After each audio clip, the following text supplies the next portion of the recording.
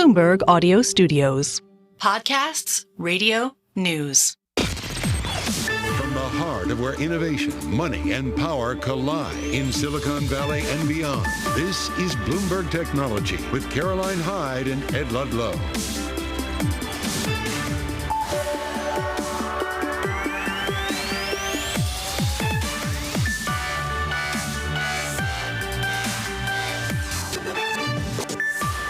Live from New York and San Francisco, this is Bloomberg Technology. Broadcom, it's falling hard after a disappointing forecast despite robust demand for AI products. Tech stocks flirting with their worst week since 2022 ahead of Apple's big launch event. And the White House is targeting China again, planning a fresh round of chip-related export controls we discussed. But first, we have some macro breaking news from the Federal Reserve. And the man to bring us the details is one Michael McKee, Bloomberg's chief international economics policy correspondent, coming from FedSpeak. Well, this is what everybody's been waiting for all day. The jobs number comes in at 142 and unemployment falls back to 4.2. What will the Fed do, 50 or 25? We get a hint from Chris Waller, the Federal Reserve governor, often seen as the leading guide to Fed activity. And he says today's data show it's time to cut rates. Determining the pace of rate cuts and ultimately the total reduction in the policy rate are decisions that lie in the future. As of today, I believe it is important to start the rate cutting process at our next meeting.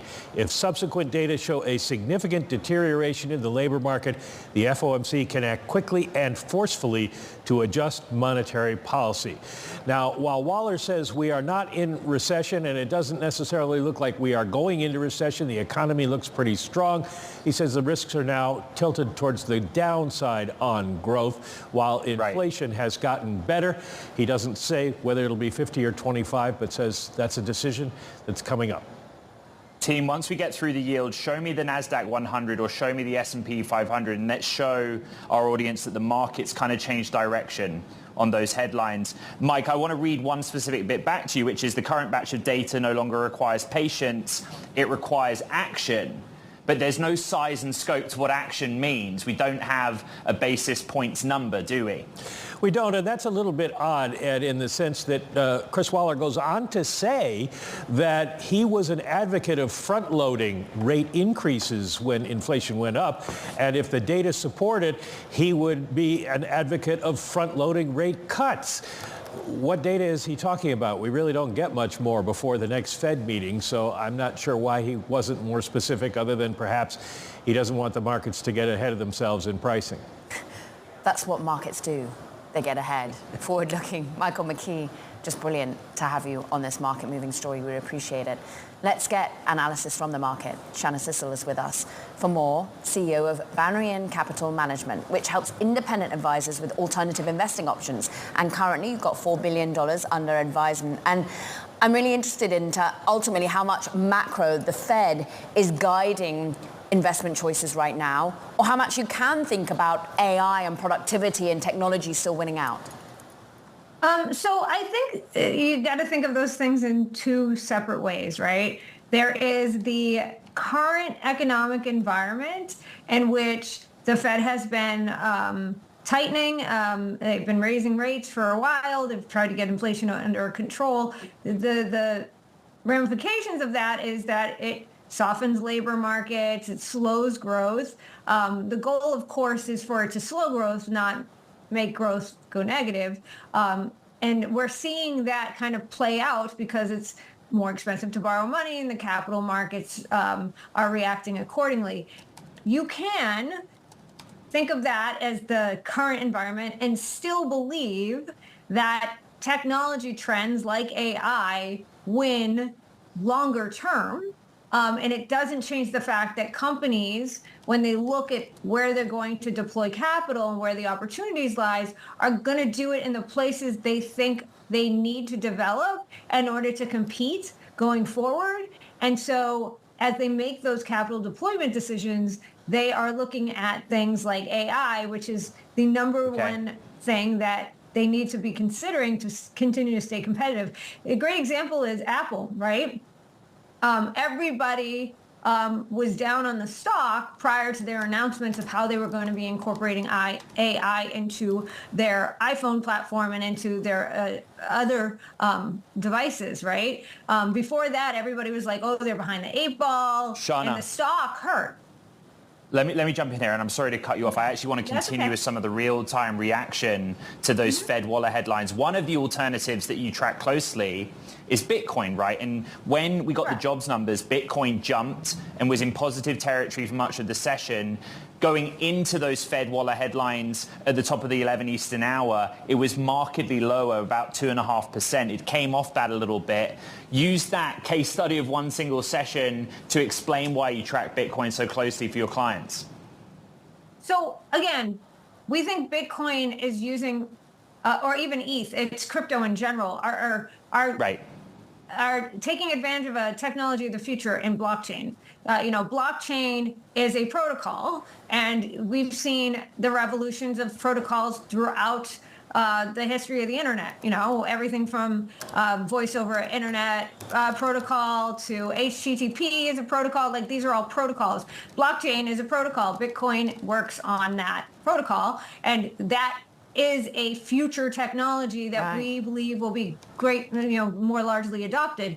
What we saw in the short-term reaction to information had more to do with a risk-on, risk-off trade, not necessarily the adoption of the protocol. So you can believe two things at once. This is the difference between a trader and a long-term investor, right? You can believe that in the short term you're going to have market movements that you can profit from.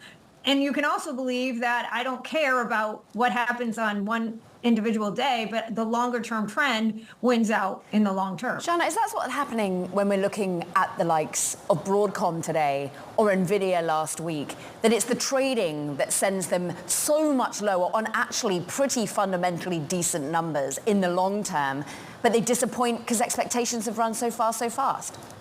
That's exactly right. There's two different types of analysis in finance, right? There's technical and there's fundamental. So the fundamentals remain strong, but the technicals broke down. And the technicals drive a lot of the algorithms that move the markets these days. And so that's why you can see these short-term price dislocations that occur, even though fundamental information and the actual company itself is in good shape. Shana, you stated a line that I've been using all week, which effectively is one session a market does not make. But I just want to stick with what's happening right now. We had that statement from Waller. Tie it all together. The post-mortem of NVIDIA, what the expectation of what the Fed will or won't do this month is, and where you go from here. So the post-mortem of NVIDIA is that NVIDIA is a great company doing great things and that has really attractive growth, just not the attractive growth that they had before. So when you were experiencing 400% increases in revenue and you fall to 150, that is a decline in your earnings momentum, but it's still 150% increase in your revenue. And so overall, as a long-term holder of NVIDIA personally, I believe that the stock wins in the long term. I followed the stock forever. In the short term, what you're seeing is that disappointment and the stock coming back to reflect more closely its fundamentals when you start to look at price to earnings and things of that nature. So post-mortem, I think long-term NVIDIA good, short-term would probably have some volatility. In terms of the Fed and what happens next, I think today's data and the comments that came from Waller suggest that the Fed is still in line to make a rate cut this month, and it will be the first of many. And the question really becomes, how big will that rate cut be? And there was nothing that came out in today's data that suggests that it should be anything more than 25 basis points, in my opinion. Shana Sissel, CEO of Banyan Capital. Did I miss another question you asked? I think you asked. No, I mean, my goodness, you took what I asked and you really ran with it. We appreciate it. Shana Sissel, CEO of Banyan Capital Management. Thank you very much.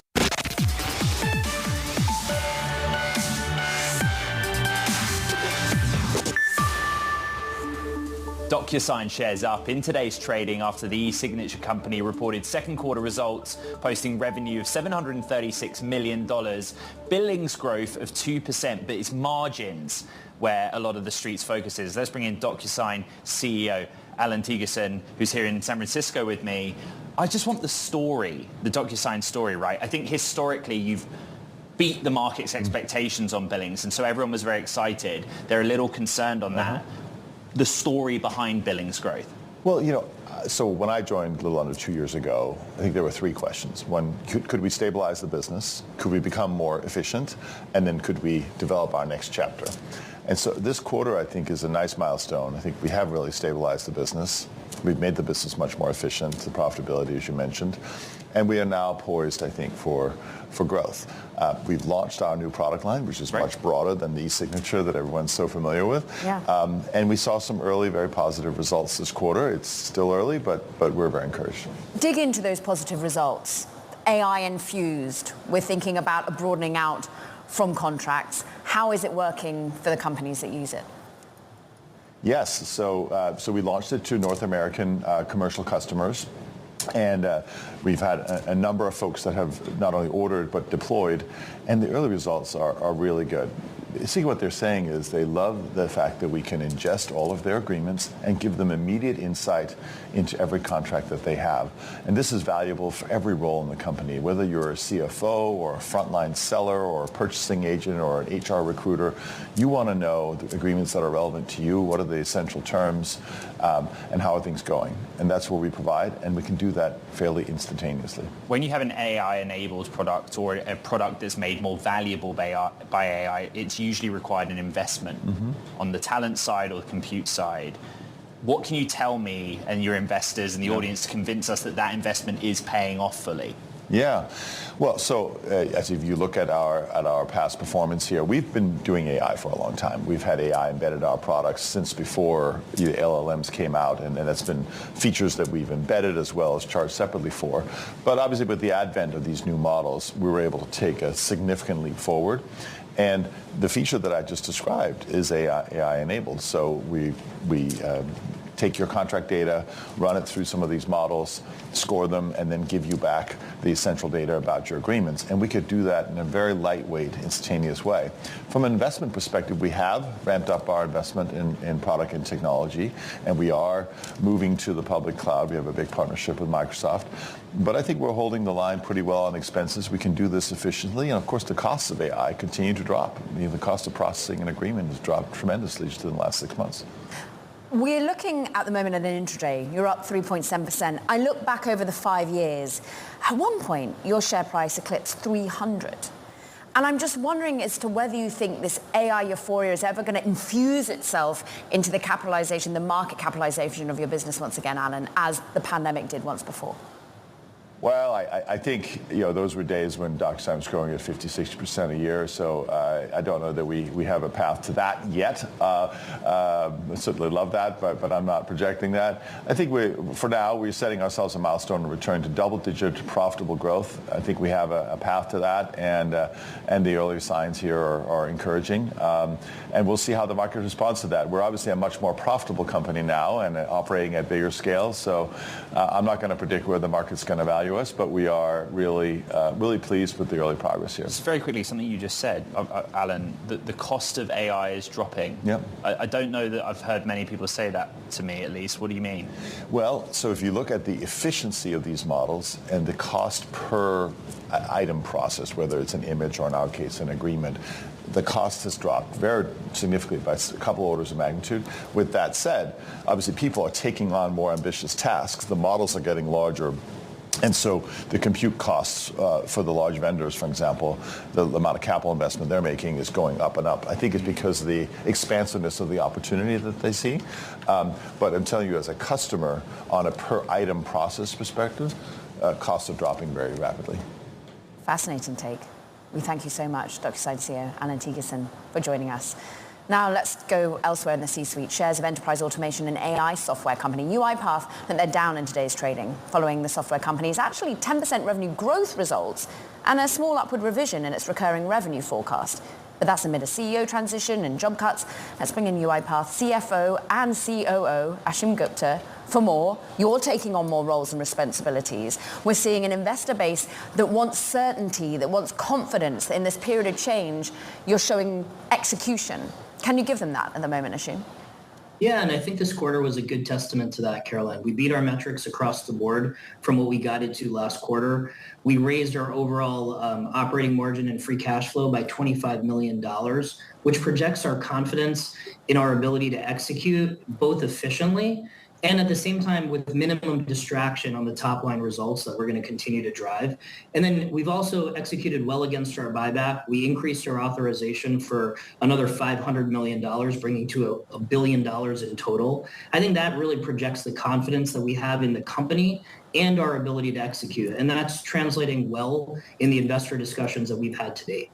What about executing against your competition? Ashim, your role before was with about customer excellence. And look, ServiceNow, Salesforce, they are rolling out AI agents. They're fueling productivity gains. I'm interested to seeing your ability to compete here. Yeah, it's a great question. We feel very good about actually our position and the execution of our field in competing. We closed the largest test automation deal in the history of the company in one of the world's largest tech companies. We've expanded our cloud platform significantly. You saw that cross almost $850 million of ARR now into our overall top line results. And when you look across our customer base, we've increased our customers greater than $1 million by 15% year over year. And that cohort of customers, or customers greater than 100,000 to 1 million, is expanding at 120%. That shows that we're winning in the market. There's increased competition in personal productivity, smaller ROI, mundane tasks type automations. But where we're competing and where we're winning is in large scale enterprise automations and where AI and automation come together. That is what customers want, and we are winning in those types of use cases, as evidenced by the demo that we actually provided in our earnings call that shows the impact that we can have with healthcare customers across the industry for a simple use case that can save them hundreds of millions of dollars. Ashim, congratulations on being given a second job on top of the one you've already got, CFO and COO now. I actually wanted to talk to you about something that I think we probably looked at earlier in the year, which is this bigger picture of license to subscription. There are lots of people that watch this program where that is something that they'll confront each day because they either administer software agreements or whatever. Can you just extrapolate out from your earnings of what that trend looks like for you guys going forward? Yeah, when you look at our, we really look at our annual recurring revenue as akin to our subscription model. And that is growing 19% at $1.55 billion of scale. So we really look at that as a very good indicator of where we are as a company and how customers look at us as a long-term part of their architecture. The second piece is our net dollar expansion rate. That is still at 115% at the scale that we're at. So when you look at, customers buying in not just for a one-time type project, but really subscribing to us, it's because we provide continuous and long-term value in their enterprise processes. So as you extrapolate that forward and you say 115% net dollar expansion rate, continuing to launch new products such as Autopilot, that brings natural language processing for automation developers and puts that in their hands, and expanding our platform into test automation and continuing to drive more and more complicated use cases, we feel very good about the trajectory of that subscription model for us. Ashim, how's your day-to-day going to be different now that you're COO as well? Look, I think I have a great team in finance that has done so much and has built a great foundation. Really, Daniel and I look at execution and driving prioritization and then dividing and conquering, where he can spend time continuing to lead us into this agentic wave that is there. And agentic is such a powerful wave that requires both go-to-market and product innovation. And continuing our leadership in that area is great. For me to be able to help Daniel and help the team by providing day-to-day ownership over the enabling functions that really drive our ability to execute against our broader vision, that's where I'm going to spend more and more of my time. It's frankly an honor and a really good part to be a part of the larger team of UiPath.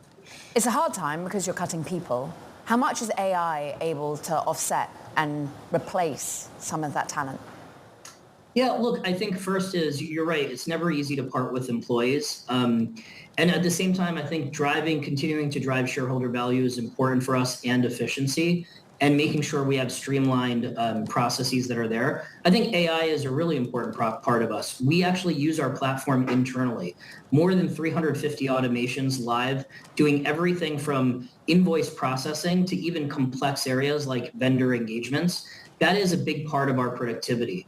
With Autopilot, we're able to launch that into other areas such as our sales processes. And I think that efficiency gives us not just productivity in dollars, but really of mind share to spend more time with customers. And customer centricity is a really key tenet of Daniel's priority for the company as we go forward. UiPath CFO and now COO as well, Ashim Gupta, thank you very much. Now, coming up on the program, Americans are shifting their stance on a potential TikTok ban. We'll have all the details next. And as we head to the break, take another look at the NASDAQ 100. Actually trading near session lows now, heading for its biggest weekly decline since November of 2022, down 2.4% in the session. You can see the little sort of spike or pair in those losses after the Fed wall aheads. We'll talk more about the markets in the hour. This is Bloomberg Technology.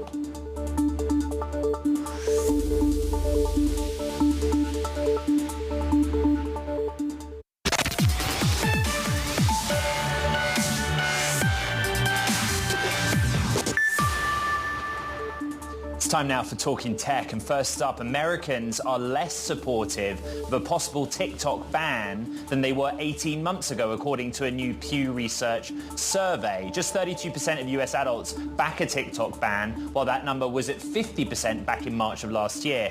Plus, TikTok parent ByteDance is raising as much as $600 million for its car information and trading platform Dongchery, according to sources. The fundraising round values the platform at close to $3 billion. And Telegram CEO Pavel Durov defended the encrypted messaging app in his first public comments since being arrested in Paris last month. He acknowledged, quote, growing pains from a rapid expansion to 950 million users and promised to tackle criminal abuse. Kara.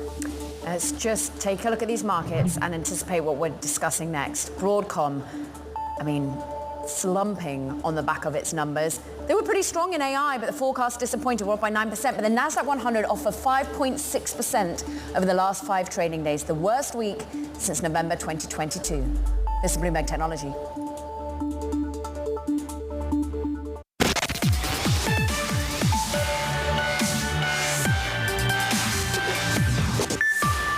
Welcome back to Bloomberg Technology. I'm Caroline Hyde in New York.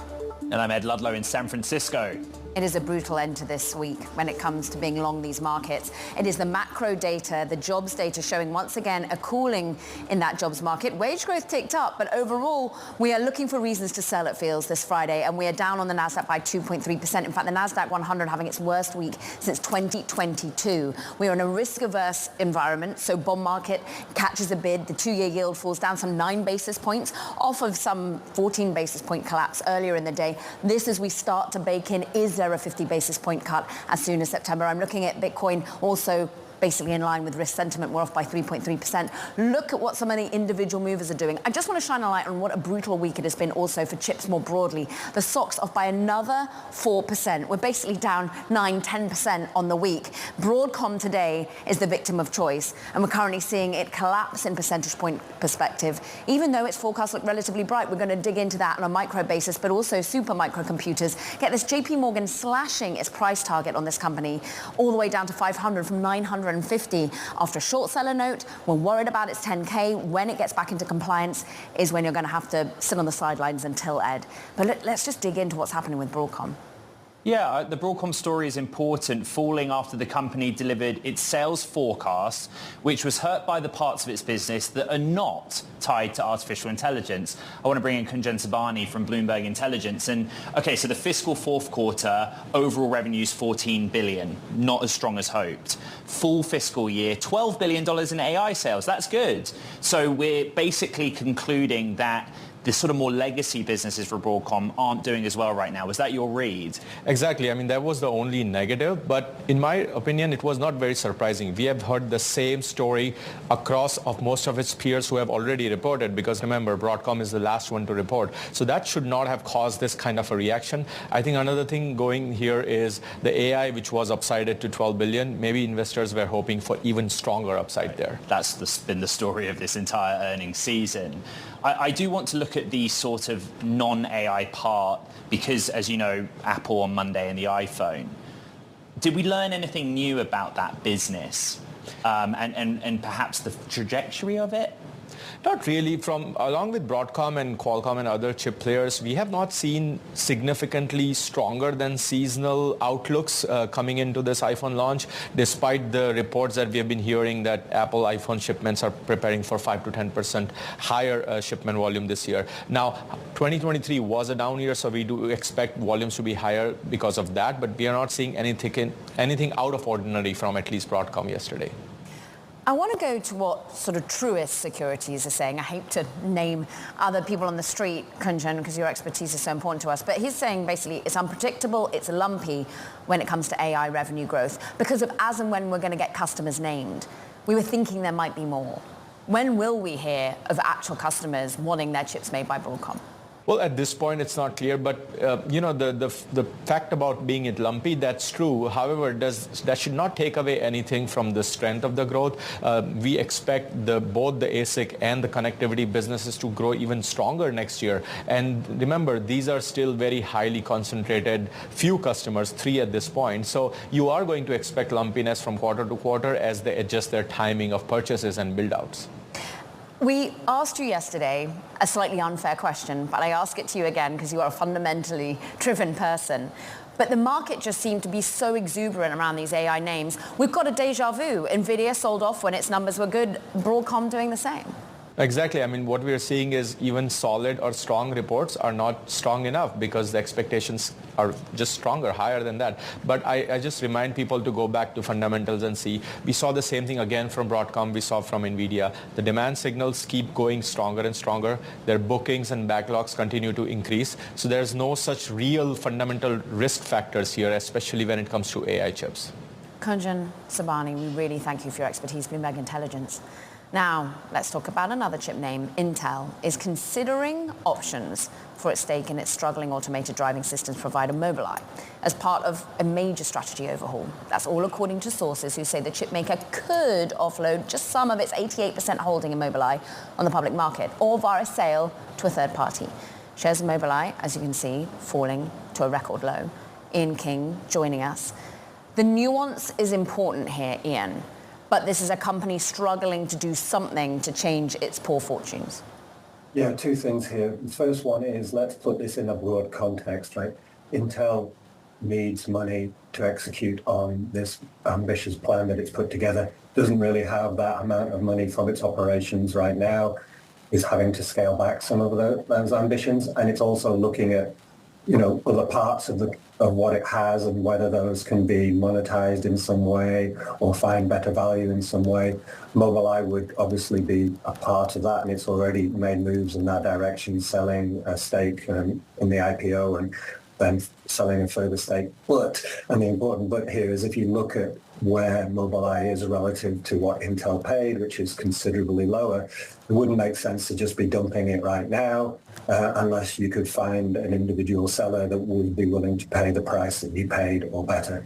There are some basics that we should go over. I think, Intel has been over a period of time chipping away at its stake in Mobileye anyway. But our understanding from sources, Ian, right, is that Intel's looking at a lot of different things. And I think on the Mobileye side, their board's got to get together at some point and brace for something that might potentially happen. Yeah, I mean, again, putting Mobileye in the general context of Intel is probably the safest thing to do here. What used to be called Altera, another Intel acquisition, they've already started to move that towards independent status. There are other business divisions within Intel that perhaps aren't as central to the core of what it does. And, we had this CFO this week talking at a conference. We had the CEO last week talking at a conference, and they're saying, look, we're looking at these things. We want to be streamlined. We want to be quicker to respond to the circumstances that we're in and be able to make the kind of decisions and rapidly deploy capital to make sure we take hold of opportunities. At the same time, Mobileye's not in a great shape. The Altera business is in a fantastic shape. So it's a difficult set of circumstances, and they've not really made concrete decisions yet, is what we're being meant to understand. I mean, this is a bad time to have to offload Mobileye when shares have been off by, 70% year to date. Can you remind us of the issues that are going on there?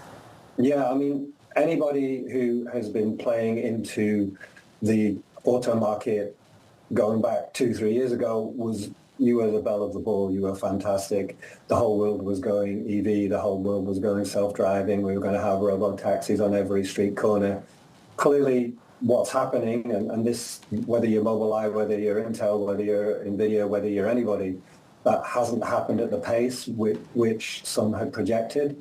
And Mobileye has been a victim of that kind of up and down cycle. And if you look at, it clearly has had a bad, particularly in the first quarter, earnings reports that have obviously dimmed sentiment considerably.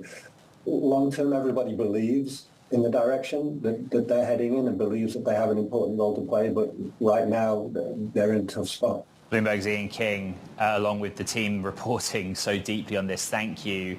In the chip sector, TSMC achieved production yields at its Arizona facility on par with established plants back home, an early indicator that its marquee US project is on track to achieve its targets. That's according to a source. TSMC had said it started engineering wafer production in April with advanced 4-nanometer process technology, and we've been tracking their progress there. I think, Caroline, we should go back to what's happening in markets. And basically, since we got those comments from Fed Waller, bonds have rallied, and despite a moment of relief, the story is still equities under pressure, with that pressure coming from technology, I think. Yeah, if you're looking at some of the key points drags, on the S&P it is currently no surprise. NVIDIA dragging us down by some 14 points. We've got Broadcom dragging us lower, but then the who's who of the Mag 7, Amazon, Microsoft, Tesla, Google, Meta, Apple. No wonder you're seeing such a pressure across the board on the benchmarks. And Ed, this has been an ugly week more broadly. The Nasdaq 100 having its worst week since 2022. And real quick, just Bitcoin for what it's worth, continuing this slide down more than 3%, below $55,000 per token. Good job getting that up, guys. I appreciate it. I went a little bit rogue there. But there's a lot happening in real time. On the week, as you know, Caro, tough week broadly for risk assets.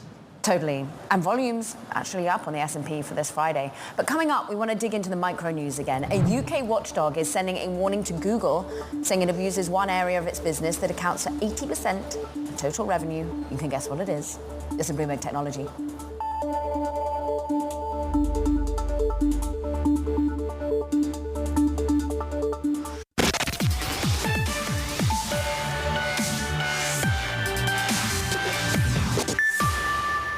Now, the Biden administration is preparing stricter export rules for quantum computing and semiconductor products. It's once again taking aim at China. Bloomberg's Mackenzie Hawkins joins us for more. And this is getting ever more cutting edge, Mackenzie. Right. So the rules that we saw the Biden administration release yesterday as an interim final rule, meaning there's still a comment period, nothing is quite set in stone, are trying to take aim at sort of the next generation of technologies, looking at a chip architecture called Gate-All-Around that's expected to be widely introduced into the market next year, as well as cutting-edge quantum computing and computer components, sort of trying to align with countries around the world that have also introduced similar or in some cases identical rules. And by doing so, limit themselves from the impact of U.S. export control. So we have this sort of global coalition forming. It includes the U.S., Japan, and the Netherlands, which are home to key countries in the chip supply chain, as well as other allies such as the U.K., Canada, and Italy. Mackenzie, in your story, you quote Alan Estevez, who runs the Commerce Department's Bureau of Industry and Security. And in the quote, he talks about the alignment of controls being, I'm going to read it, frankly, difficult for our adversaries. So adversaries is different kind of word to competitors. Can you just explain the strategy from the US?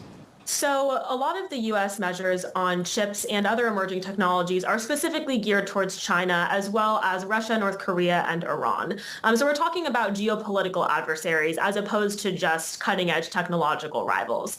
The U.S. has companies that, of course, have significant foreign rivals headquartered in U.S. allied countries. And this is not trying to get at those companies, but rather at the ability of particularly Beijing to develop cutting-edge technologies that Washington worries could lend China a military edge. And the U.S. has been leading this push for several years, but while this particular rule is an example of pretty significant multilateral alignment, there are also really difficult measures that the U.S. is asking allied governments to impose who are worried about retaliation from China or don't necessarily buy into the same degree of national security and geopolitical threat felt here in D.C. Bloomberg's Mackenzie Hawkins with more important reporting. Thank you very much. From China to the United Kingdom, Britain's Competition and Markets Authority says Alphabet's Google is abusing its dominant position in advertising technology, paving the way for potential fines and changes to one of Google's most lucrative businesses. Bloomberg's Catherine Gemmell joins us and reported on the news. The CMA, what is the basic conclusion that they've reached? Yeah, so today the CMA announced its statement of objections that it sent to Google. So these are preliminary findings that Google has broken competition law here by using its dominant market position in the ad tech sector to favour its own services. So these preliminary findings are still at the preliminary stage, but this basically means that Google is using its powers to take the competition away, and it means that UK advertisers and other services are losing out because of that. The CMA, it's got teeth, right, Catherine? It can exert some pressure. Yeah, it does have teeth, and we've seen that with its recent probes over the years, and its grown prominence. I think that it's really interesting that now the UK has joined the EU and the US in these similar probes. And on Monday we've got the DOJ's case against Google for ad tech, and last year as well in Europe we got these charges laid out on the ad tech sector. So Google is in a bit of trouble here because it's got three major global regulators that are on its back for this. It's in trouble because also it could be fined quite a lot of money. I just want to go into what Google's actual response is here, Catherine. What have they told you? Because ultimately they dispute it.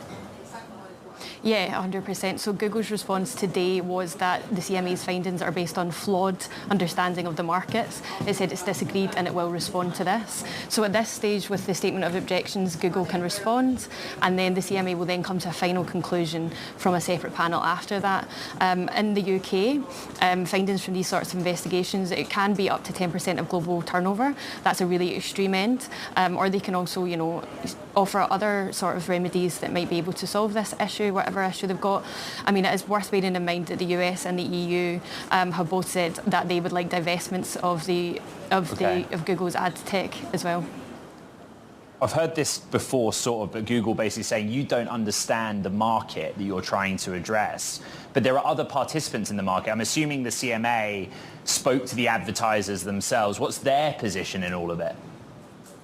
Yeah, so I mean, this has been a long-running investigation from the CMA. These competition sort of probes can go on for years. This one has been going on for 2 years, and the CMA does talk to a broad range of market participants.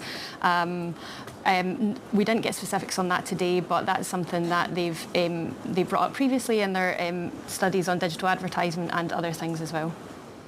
Bloomberg's Catherine Gemmell out of London. Thank you very much. Let's get to another story that we're watching, and that's Darktrace CEO Poppy Gustafsson will be leaving the British cybersecurity firm effective today. This as the company gets absorbed by PE firm Thoma Bravo. Gustafsson co-founded Darktrace more than a decade ago and helped to position the company for its IPO in 2021, as well as its ultimate sale to Thoma Bravo in April.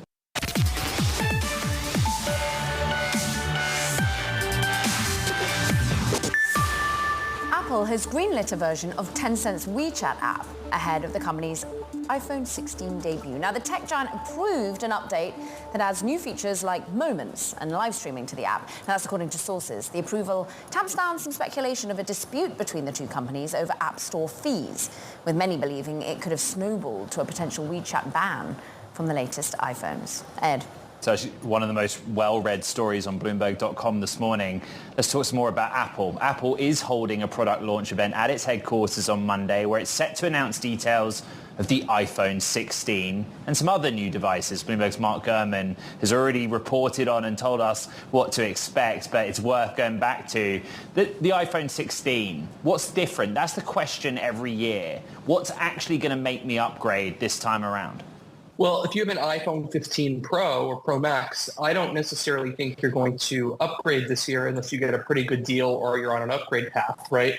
The changes here are going to be on the more incremental side. They're going to focus on Apple Intelligence, which, of course, the 15 Pro and Pro Max will already support. And then there's also going to be some major upgrades on the camera. The ultra-wide lens is going to move to a 48 megapixel to match the standard lens. But if you're coming from an older phone, if you're coming from a 14 or earlier, getting Apple Intelligence, getting those new cameras, getting the titanium, those are going to be some nice upgrades. There's going to be some new colors as well. The most significant feature is going to be a new camera button on the right side of the phone, below the power button, that you'll be able to use to take pictures and videos. It's going to be capacitive, so you can swipe on it to zoom in and out, move between still and video. So that's going to be a nice upgrade there. So it's really all about AI and the camera. The bigger changes, of course, will come to the Apple Watch and the AirPods. Bless you, Mark. Just talk us about the AirPods and the watch. What do we anticipate there? How big a change? So this is going to actually be the 10-year anniversary to the date of the original Apple Watch introduction in 2014.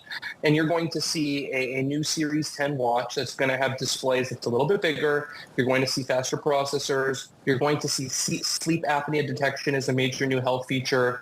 You're also going to see that sleep apnea detection come to the Apple Watch Ultra, though that will retain the same design that's been running since the introduction in 2022. AirPods, Apple's revamping the low end of the line, so you're going to see a new entry-level and mid-tier AirPods, bringing noise cancellation down the line from the Pro models for the first time. So you're going to see quite a boost there to Apple's wearables business between the new watches and the new AirPods, and I think that's going to be quite exciting for customers who have been waiting for a new version of the AirPods. They have been. Mark Gurman, we brace ourselves. Thank you. Let's also just check in on these markets. It is an ugly finish to an ugly week. NVIDIA, the biggest points drag on the benchmarks right now. We're seeing off by more than 5%. We are now just a $2.5 trillion company, folks. Broadcom is off by 9%. Ed, this is the worst day for Broadcom since March 2020. The stock's also ugly. S&P 500 down the most since, I think, March of 23. NASDAQ 100, worst week since November of 22. NVIDIA having its worst week since September of 2022. The story we're writing about, Caro, though, is that, technology is under pressure in spite of and on top of the economic data and the Fed speak we got today. Ugly, I think, is a fair word to use. And put it into context, these are stocks that have run up more than 100% over the course of the year to date. So we have to acknowledge that. But when you get a $433 billion erosion in market cap in 5 days alone, that matters to everyone who has a 401k who is exposed to these sorts of benchmarks.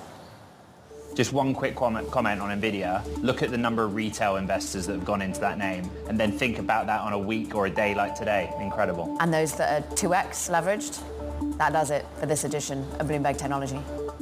Have to say, what a Friday show it's been. Recap on the podcast, you know where to find it. Apple, Spotify, iHeart, and of course we publish it all over the Bloomberg platforms. Thank you to everyone in New York and in San Francisco. This is Bloomberg Technology.